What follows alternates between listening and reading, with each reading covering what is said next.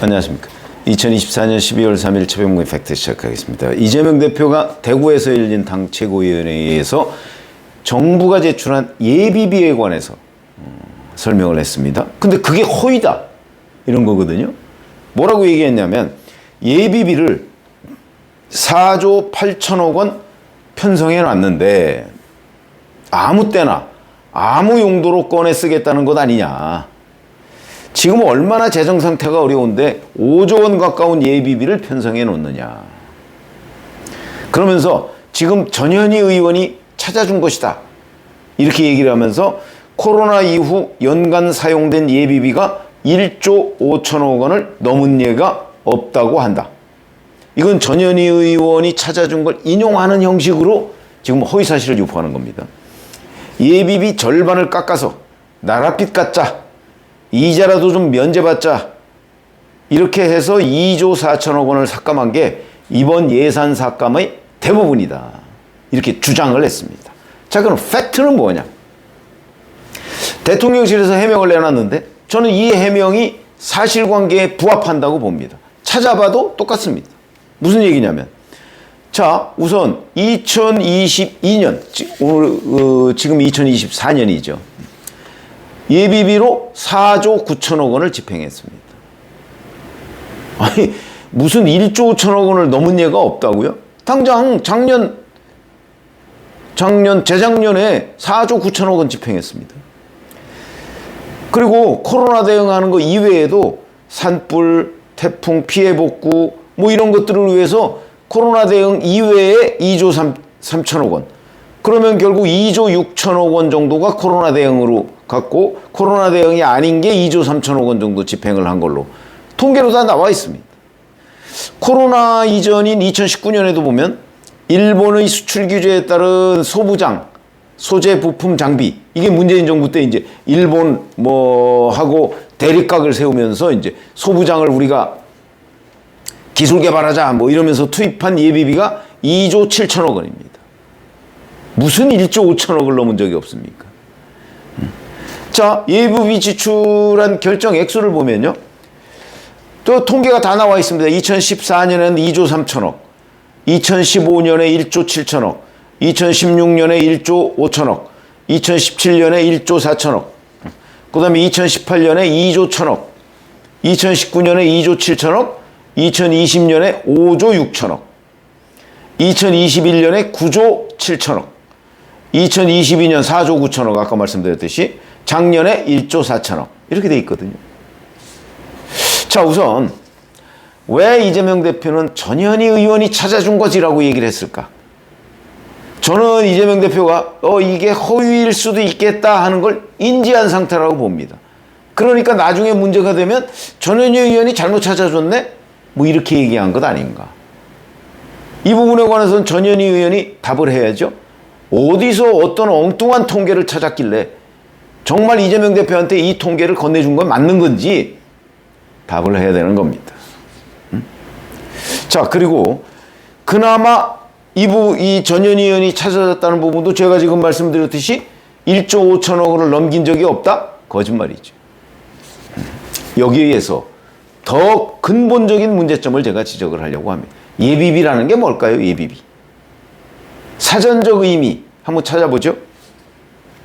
예측할 수 없는 예산 지출로 인한 부족, 이걸 충당하기 위해서 세입세출 예산에 만들어 놓은 비용, 이겁니다. 이거는 예측하기 어렵습니다. 대개 예산 작업은요, 내년도 예산안은 금년 4월 정도부터 정부 각 기관 이런 데 수요를 받아서 기획예산처에서 기획예산부에서 만듭니다. 그러면은 4월 정도에 또는 5월, 6월 이때쯤에 내년 거를 예상하다 보니까 길게는 1년 이상 차이가 나죠. 예상이 정확하지 않을 수가 있습니다. 그러다 보니까 특히 이 중에 이제 뭐가 문제가 되냐면 갑자기 태풍이 온다든가 폭설 피해를 봤다든가 아니면 화재가 크게 났다든가 이런 재난들은 예고 없이 찾아옵니다. 만약에 재난이 크게 나면 특별 재난 지역을 선포하죠. 그래서 예비비로도 감당이 안 된다 그러면 추경을 편성해서 그걸 충당을 합니다. 그러니까 아니 폭설, 태풍, 화재, 재난 이런 것들이 언제 어떤 형태로 얼마만한 규모로 찾아올지 아무도 모릅니다. 그걸 알 수 있는 사람이 어디 있습니까? 그러다 보니까 예비비를 편성해 놓는 거예요. 그것도 미래에 1년쯤 뒤에 폭설이 언제 올지, 태풍이 언제 올지, 피해를 얼마나 받을지 알 수가 없는 거 아니겠어요? 그런 용도로 예비비를 쓰는 거지. 이재명 대표가 얘기했듯이 아무 때나 아무 용도로 꺼내 쓰겠다는 것, 이건 예비비의 개념 자체를 모르는 겁니다. 아무 때나 아무 용도로 꺼내 쓰지 못합니다, 예비비. 응? 지금 제가 말씀드린 그런 거에 쓸 수 있습니다. 갑자기 코로나가 발생했다. 코로나 발생할 걸 누가 예측했습니까? 그런 데에 쓰라고. 비상금입니다. 정부의 비상금. 아무 때나 아무 용도로 꺼내 쓰겠다? 무식한 얘기죠. 무식한 얘기. 자, 그렇기 때문에 이 예비비라는 게 정말 언제 어떤 일이 벌어질지 모르기 때문에 지금 비축해 놓은 돈이다. 그런데 이걸 가지고 아무 때나 뭐 이렇게 얘기하는 것 자체는 말이 안 되는 것이고, 더군다나 코로나 이후에 1조 5천억 원을 넘은 예가 없다? 거짓말입니다. 이것뿐만 아니고 또 하나의 허위 사실을 최고위원회의에서 얘기를 했습니다.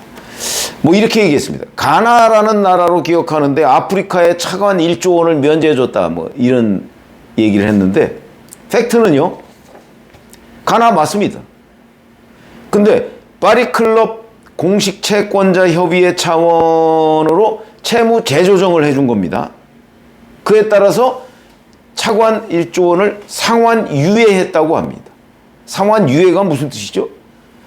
올해까지 갚아야 될 거를 몇 년을 더 뒤로 밀어준 거죠. 상환 기간을 늘려준 거지 면제해 준 게 아닙니다. 완전히 다른 개념이죠. 이런 또 하나의 허위 사실을 유포했다. 자, 그러면 여기서 아마 이런 것들 궁금해 하실 겁니다. 이재명 대표는 선거 기간 중에도 여러 가지 허위 사실을 유포한 걸로 매 선거를 치를 때마다 곤욕을 치릅니다.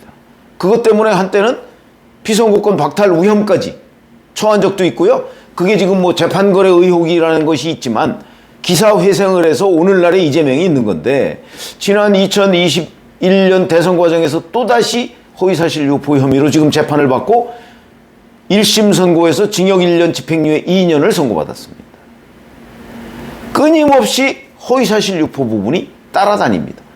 그렇게 재판으로 고생을 했으면서, 그리고 이른바 이제 시쳇말로 용궁 갔다 왔으면서 또 허위사실 유포. 근데 이번에도 또 다른 허위사실 유포. 그럼 이재명은 허위사실 제조기냐? 그래서 저희는 이제 정치부 기자로서 그걸 늘 관찰하고 분석하는 일이 저희 일이기 때문에 그걸 보면 이재명 대표라는 사람이 임기응변에 능합니다. 그 당시의 상황을 이렇게 적당한 말로 둘러댑니다. 자기의 위기를 돌파한다는 거죠. 그런 점에서는 재주가 있는 겁니다. 근데 그 재주가 적당하게 돌파를 해야지 거짓말로 돌파하면 나중에 그게 선거철이라면 공직선거법 위반이 되고요. 평상시라면 그 사람의 신뢰도에 대한 결정적인 흠집이 생기는 겁니다. 근데 이재명 대표는 늘 그래 왔거든요. 임기응변으로 일단 그 순간을 넘기고 봅니다. 그럼 그 순간은 잘 넘어간 것 같은데 그 순간이 선거 기간이다. 그러면 공직선거법 허위사실 유포. 물론 이거를 지금 선거법에서 아예 빼버리려고 합니다만은, 그러면 이제 우리나라의 선거는 거짓말이 난무하는 혼탁한 선거가 되는 거죠. 이 부분은 유권자들이 막아줘야 됩니다. 투표에 영향을 미칠 수 있는 혼탁한 선거, 이거를 유권자들이 원하는 건 아니지 않습니까? 막아줘야 됩니다. 국회에서 강압적으로 이재명 대표가 다수 의석을 활용해서 선거법의 허위사실 유포를 없애려고 하면 그거를 유권자들이 들고 일어나서 이게 왜 문제라는 것을 국민적 여론을 조성해서 막아야 한다. 어쨌든 이재명 대표는 그런 데에 능하다. 거짓말로 그 위기를 모면하는 거. 근데 그 거짓말이 늘 이재명이라는 정치인의 발목을 잡았던 거는 지난 몇 년간의 그 재판 결과가 우리 충분히 알 수 있고요. 그 다음에 이번에도 뭐 이제 선거법 재판 2심 어떻게 될지 모르지만 여하튼 징역 1년 집행유예 2년이라는 이 선고가 또다시 뒤집을 수 있을지. 글쎄 제가 보기에는 권순일 대법관이라는 사람이 없고, 물론 그건 아직 뭐 규명된 건 아니지만 의혹이 있는 거죠. 그 다음에 김만배라는 사람이 없고, 그 다음에 또 대법원장이 현재는 윤석열 대통령이 임명한 조희대 대법원장이고, 아마 불가능하지 않을까. 전 그렇게 보지만 어쨌든 간에 청밀하지가 못하고, 그런 거 보면 이재명 대표라는 정치인은 임기응변에는 능하지만 그거는 곧바로 즉흥적이다. 그리고 감정적이다. 일처리가. 그래서 곳곳에서 위법 상태를 야기한다. 지금도 선거철이 아니니까 그렇죠.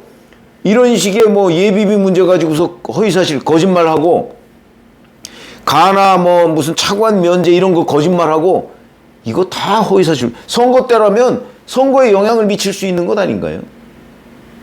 그런 점에서 본다면 이번에 전현희 의원이 계산해 준 거다 뭐 이걸 핑계로 댔지만, 그러나 본인이 그걸 인용한 훌륭한 참모를 두느냐 못 두느냐 하는 것도 결국 본인의 책임이 있죠. 그래서 이재명 대표가 또다시 예비비에 관한 거짓말을 했다. 이런 부분을 저는 지금 뭐 정부 여당이 이걸 방어하기가 버겁습니다. 워낙 국회 의석이 적다 보니까 이런 것들은 아마 적어도 중도층에 있는 국민들이 막아줘야 적어도 우리나라가 제대로 된 나라, 예비비의 개념조차 호도하는 이런 정치인이 있어서는 곤란하겠다. 예비비는요, 예측하지 못한 일에 대비하는 거기 때문에 그거는 뭐 적어도 몇 조 원 정도는 있어야 된다. 문재인 정부 때도요, 2022년인가요? 원래 정부 예산안으로 예비비 신청했던 게 5조 원이었습니다. 근데 당시 이제 국회에서 좀 깎고 그래서 3조 9천억인데 나중에 추경 편성해서 결국 4조 9천억을 쓰지 않았습니까? 예비비라는 게 그런 겁니다.